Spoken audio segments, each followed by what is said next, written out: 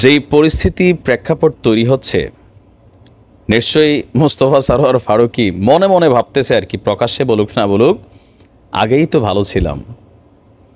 কারণ এখন তিনি না ঘাড়কা না ঘাটকা, ইভেন তাকে কেন্দ্র করে সরকার ফেলে দেওয়ার ঘোষণা আজকে চলে আসছে। তবে এই যে আলোচনাটা আসছে, মানে সরকারের ডক্টর ইউনূসের বিরুদ্ধে আন্দোলনে নামার যে হুঁশিয়ারি, এটা মানে কি এই সরকারের পতন ঘটতে পারে, তাই না? তবে পতন ঘটুক না ঘটুক, মোস্তফা সরোয়ার ফারুকীর কিন্তু পতন ঘটবে। ফারুকীকে উপদেষ্টা নিয়োগ দেওয়ার পর থেকে তার বিতর্ক থামছেই না। কেউ বলছেন যে বর্ণচোরা আওয়ামী লীগ সরকারের সময় যথেষ্ট পরিমাণ সুবিধা নিয়েছে। তিশারে কি বলা হয় যে বঙ্গবন্ধুর মাও বানাইছিল, ওই যে সর্বশেষ ছবিতে সম্ভবত। এর পাশাপাশি বাংলাদেশের আলেম সমাজকে নিয়ে মৌলানা শফি আহমেদ শফিকে নিয়ে বলছিল তেতুল হুজুর, এই শব্দগুলো তিনি কিন্তু লঞ্চ করছিলেন।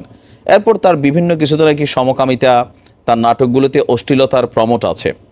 পাশাপাশি আওয়ামী লীগ সরকারের সময় সর্বোচ্চ পরিমাণ সুযোগ সুবিধা নিয়ে 2 সেটটি স্টেটাস দিয়া তিনি যখন এই উপদেষ্টা পদে বসলেন, খোদ যারা সমন্বয়কদের লিড করছেন, সার্জিস হাসনাত থেকে শুরু করে, বিএনপি থেকে শুরু করে, অনলাইনে সমালোচনা থেকে শুরু করে, আজকে ফাইনালি আন্দোলনের হুঁশিয়ারি দিছে কে? বাংলাদেশের ওয়ান অফ দ্য বিগেস্ট হুজুরদের দল, চরমনাইয়ের এই দলটা। যেটা দর্শক, বিতর্কিত উপদেষ্টারা পদত্যাগ না করলে ডক্টর ইউনূসের বিরুদ্ধে আন্দোলনের ঘোষণা দিয়েছেন চরমনাই পীর, যিনি আছেন সম্ভবত ফয়জুল করিম। সংস্কৃতি বিষয়ক উপদেষ্টা ফারুকীকে যদি পদত্যাগ করতে বাধ্য করা না হয়, তাহলে কঠোর কর্মসূচির হুঁশিয়ারি ঘোষণা করা হয়ে গেছে। তো পরিস্থিতি যেই দিকে যাচ্ছে, ফারুকীর আমার মনে হয় যে সরকার হয়তো বাতিল করবে। তো বাতিল করলে ফারুকীর অবস্থাটা কি হবে আপনি একবার চিন্তা করছেন? যে মান সম্মান একটা লেভেলে পাইছিল, তো এই যে দ্বিতীয় স্বাধীনতা ফারুকী যেটা নিয়ে খুব সেলিব্রেশন করছিল, আজকে সেই স্বাধীনতার যুগে ফারুকীর অবস্থানটা কি হচ্ছে? আওয়ামী লীগের কাছে তো আর মানে 15 বছর এই যে নানান স্ট্যাটাস দিয়েছেন যে গোপনে গোপনে কেমনে কেমনে আওয়ামী লীগ পতনের জন্য তিনি কাজ করে গেছেন, এগুলো তো এখন প্রকাশিত। আবার অনেক কিছু তিনি ডিলিট দেয়া শাপলা চত্বর নিয়ে তার যে বক্তব্য ছিল, সেই পোস্টগুলো তিনি ডিলিট দিয়ে দিচ্ছেন। কিন্তু যারা এগুলো স্ক্রিনশট রাখার, তারা নাকি স্ক্রিনশট রাইখা দিছে। আসিফ মাহতাব বলতেছে আমি নিজে ভাই স্ক্রিনশট রাখছি, এখন তিনি এগুলো ডিলিট দিয়া বিভিন্ন স্ট্যাটাস দেন। এখন তিনি কাজ করেন কখন? অনেকের মন্তব্য যে সারাদিন এর কমেন্ট ওর কমেন্টে বা এর বক্তব্যে ওর বক্তব্যে ফেসবুকে তিনি নিজেকে জাহির করার চেষ্টা করছেন। আবার অতি বিপ্লবী সাজার জন্য বঙ্গবন্ধুর ছবি নামিয়েছেন। এগুলা কইরা মানে থাকে না যে একটু নতুন মুসলিম, নব্য মুসলিম হইলে যেটা একটু আলকা ওভার চার্জ থাকে, এরকম কিন্তু তিনি প্রকাশ করার চেষ্টা করছেন। বলছেন 12 মাসই খালি বিপ্লবী, জুলাই সুখ হবে, এরকম নানান স্ট্যাটাস দিচ্ছেন। কিন্তু এগুলা কইরা শাক দিয়া মাছ ঢাকা যাচ্ছে না। অবশেষে চরমনাইয়ের শায়েখ মুফতি সৈয়দ মোহাম্মদ ফয়জুল করিম তিনি বলছেন যে ডক্টর ইউনূস, আপনার বিরুদ্ধেও কিন্তু আন্দোলন শুরু করতে হবে। আমরা আপনার বিরুদ্ধে লড়াই করতে চাই না, আমরা চাই সংস্কারের মাধ্যমে একটা সুন্দর নির্বাচন উপহার দিবেন। কোনো ব্যক্তিকে দেখে ভোট দেবে না মানুষ, মার্কা বা প্রতীকে ভোট দেবে, তাহলে কোনো দুর্নীতি থাকবে না। ইভেন আপনার বলা হচ্ছে যে এখানে মনোনয়ন বাণিজ্য অবৈধ কালো টাকা, এখানে অনেক বক্তব্য আসছে। ফাইনালি এই বিতর্কিত উপদেষ্টাদের ইস্যুগুলো সামনে আসছে, বিশেষ করে মোস্তফা সরোয়ার ফারুকীর ইস্যুটা সামনে আসছে। ফারুকী কিন্তু চিকন কারিগর, বড় কঠিন চিকন কারিগর। এই যে আমাদের ছোটখাটো হুজুর আছে, কি যে ওনার নাম ভুলে গেছি, এই যে মাওলানা মাদানি, যেই গালিগুলা দিছে ফারুকীরে, তৃতীয় স্বাধীনতা কেমন এনজয় করছে আমি জানি না ফারুকী। মানে এই সরকারটা, মানে রাইট নাও অন্তর্বর্তী সরকারের সবচেয়ে বেশি এমন প্রকাশ্যে গোষ্ঠী জ্ঞাতি সহ, বউ ব্যবসায়ী সহ যেসব গালি ওনারে দিছে একটা মাহফিলের মাঠে, তারপরও ফারুকীর চামড়া মোটামুটি গন্ডারের মতন। এই দেশে আমরা এই ফারুকীর সমালোচনা করে মন্ত্রীরা পদত্যাগ করে না, তো তুমি পদত্যাগ করতেছো, তোমার নিয়ে যে এত কিছু হইতেছে, গন্ডারের চামড়া, এর যে আসলেই চিকন কারিগর বোঝাই যাচ্ছে। দেখেন, মান সম্মান একটা জিনিস, তুমি এই সিটে বসে কি করবা যেখানে তোমার অস্তিত্ব সংকটে পড়ে গেছে, মান সম্মান ইজ্জত মর্যাদা তোমার শেষ, এরপরও চেয়ার কামড় দিয়ে ধরে রাখছে। আর এমপি মন্ত্রীরা তো টাকা বানায়, তারা কেন ধরবে না? এটা তো বাস্তব না? লাজ লজ্জা আছে মনে হচ্ছে। তো পরিস্থিতি খারাপের দিকে যাচ্ছে, চারদিক থেকে ঘোষণা আসছে। এবার ডক্টর ইউনূস সম্ভবত উপদেষ্টারা যে কোনো সময় সিদ্ধান্ত নিতে পারে ফারুকীর তো ভাই গেম ওভার, আর নয়তো সরকারের জন্য গলার কাটা হয়ে দাঁড়াবে।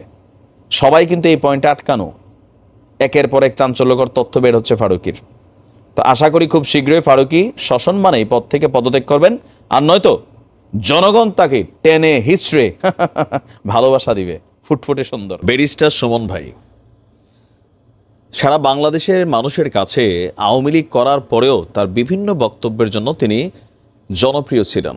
ইভেন যুবলীগের একটা বড় পদ থেকে তাকে অব্যাহতি দেওয়া হয়েছিল তার একটা কথার জন্য, যে তিনি বলছিলেন যে একজন থানার ওসি কেন জয় বাংলায় স্লোগান দিবে, আওয়ামী লীগের লোক নাই। যুবলীগের কমিটিতে জয়েন করার 3 দিন পরে তার এই বক্তব্য নিয়ে তাকে সেই কমিটি থেকে বরখাস্ত করা হয়েছিল। কিন্তু ব্যারিস্টার সুমনের জনপ্রিয়তা কমেনি।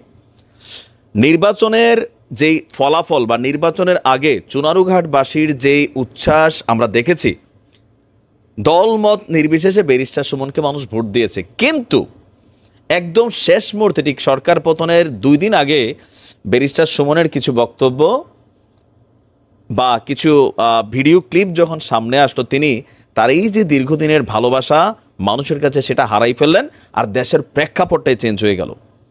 এজ এ রেজাল্ট তার বিরুদ্ধে মামলা হলো, আর দিন শেষে তিনি আজকে কারাগারে আছেন। আমি মনে করি ওই 5ই আগস্টের আগে 4 তারিখ বা 3 তারিখ তিনার যে 2টা বক্তব্য, এই বক্তব্যগুলো যদি তিনি ওই সময় না দিতেন, তাহলে ব্যারিস্টার সুমনের জনপ্রিয়তা যেমনটা ছিল তেমনটাই থাকতো। এখনও তার জনপ্রিয়তা কিন্তু আছে, মানুষ তাকে মিস করে, এটা বাস্তবতা। কিন্তু এখন আচ্ছা যাই হোক, তো ব্যারিস্টার সুমন ভাই এই মুহূর্তে জেলে আছেন। কেমন আছেন তিনি? আজকে ওনাকে নিয়ে একটা ফিচার করা হয়েছে যে সাইদ ব্যারিস্টার সুমন এই মুহূর্তে কারাগারে আছেন, আর সেখানে তিনি 5 ওয়াক্ত নামাজ পড়া শুরু করেছেন। হ্যাঁ, আগে সম্ভবত 5 ওয়াক্ত নামাজ পড়তেন না।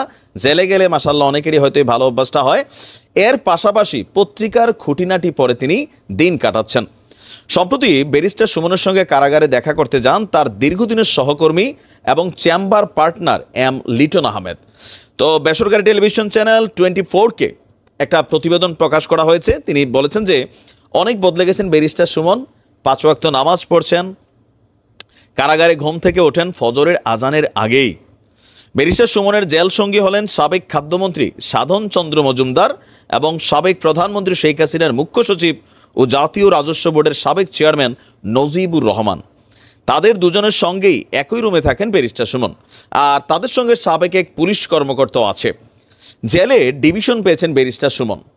ডিভিশনের বিষয়টা তো বোঝেন, আমজনতা বা আমরা যারা জেলে থাকি এক রুমে 15-20 জন 50 জন ঘুমায়, একটা বাথরুম ইউজ করতে হয়, খাবার দাবারের মান থাকে আলাদা। বা ডিভিশন হচ্ছে রাষ্ট্রের গুরুত্বপূর্ণ ব্যক্তিরা ডিভিশন পায়। রাষ্ট্র যাদেরকে গুরুত্বপূর্ণ মনে করে তাদেরকে মোটামুটি জেলের ভিভিআইপি সুবিধাটা দেওয়া হয়। তো তার মানে তারা মোটামুটি ভালোই আছে, বাট জেলে আছে। তিনি কষ্টে আছেন, তার সঙ্গে মোবাইল ফোন না থাকায়। স্বাভাবিক, মিডিয়াতে কাজ করা বা আজকের দিনে এসে আমরা আমজনত একদিন মোবাইলে নেট না থাকলে তো ভাই মনে হয় যে একদিন মানে 24 বছর। সেইখানে কারাগারে দিনের পর দিন, আর সোশ্যাল মিডিয়া প্ল্যাটফর্মে অ্যাক্টিভ আমাদের মতন মানুষ, তো কি অবস্থা বোঝেন। তো তিনি সেই জায়গায় আছেন, কারণ সার্বক্ষণিক আগে মোবাইলে নিজের অ্যাকাউন্টে যেতেন, যেটা পুরোপুরি এই মুহূর্তে বন্ধ। কারাগারের সুমনকে 2টি জাতীয় পত্রিকা দেওয়া হয়, যার খুঁটিনাটি পড়ে তিনি সারাদিন দিন কাটান। যেদিন আদালতে তোলা হয়েছিল সেদিন মন খারাপ থাকে, কারণ তার হাতে হাতকড়া পরিয়ে কোর্টে নেওয়া হয়, এটা নিয়ে তার মন খারাপ। সেখানে অন্য সহকর্মীদের দেখেও তিনি আবেগী হয়ে পড়েন। তিনি বলছেন যে জেল জীবন কষ্টের, কারণ সন্ধ্যা নামার মুখেই কারা সেলে ঢুকতে হয়, খাবার খেতে হয়, এটা স্বাভাবিক জীবনে মানা কষ্টকর, আর বাইরের খাবারও তেমন একটা পান না। আর কারাগারে থেকে পরিবারকে অনেক মিস করছেন, কারণ সপ্তাহে একবার ফোনে কথা বলার সুযোগ দেওয়া হয়। স্বাভাবিক, কারাগার কখনোই আনন্দের জায়গা না, এটা বিষাদের জায়গা। যে যখন গিয়েছে সে হয়তো এটা ভালো বলতে পারবে। তো এই হচ্ছে ব্যারিস্টার সুমনের অবস্থা। অনেক বদলে গেছেন, 5 ওয়াক্ত নামাজ পড়ছেন, হেদায়েত হয়ে গেছেন অনেকটা। তবে ব্যারিস্টার সুমন দিন শেষে আওয়ামী লীগের মধ্যে যতই সমালোচনা আমরা ব্যারিস্টার সুমনকে নিয়ে করি, ওই 2টা ভিডিওতে হয়তো তার অনেক কিছু প্রকাশ হয়ে গেছে ভেতরের, বা সামহাও অথবা দলকে সাপোর্ট করতে গিয়া তার এই বক্তব্যগুলো তিনি দিয়ে দিয়েছিলেন। কিন্তু এমনিতে আওয়ামী লীগের সারা বাংলাদেশের নেতাকর্মীদের মধ্যে কম্পেয়ার করলে আওয়ামী লীগের ভালো যে মানুষগুলো আছে আমার কাছে মনে হয় তাদের মধ্যে ব্যারিস্টার সুমন একজন। যদিও আন্তর্জাতিক যে বিচার ট্রাইব্যুনাল সেইখানে তার একটা ভূমিকা, বা বিদেশে বিভিন্ন সময় বক্তব্য, এখন তিনি তো বক্তব্য দিয়েই মার্কেট পাইছেন, সেগুলোর কারণে তিনি অনেকটা বিতর্কিত, অনেকের কাছে অনেকটা সমালোচিত।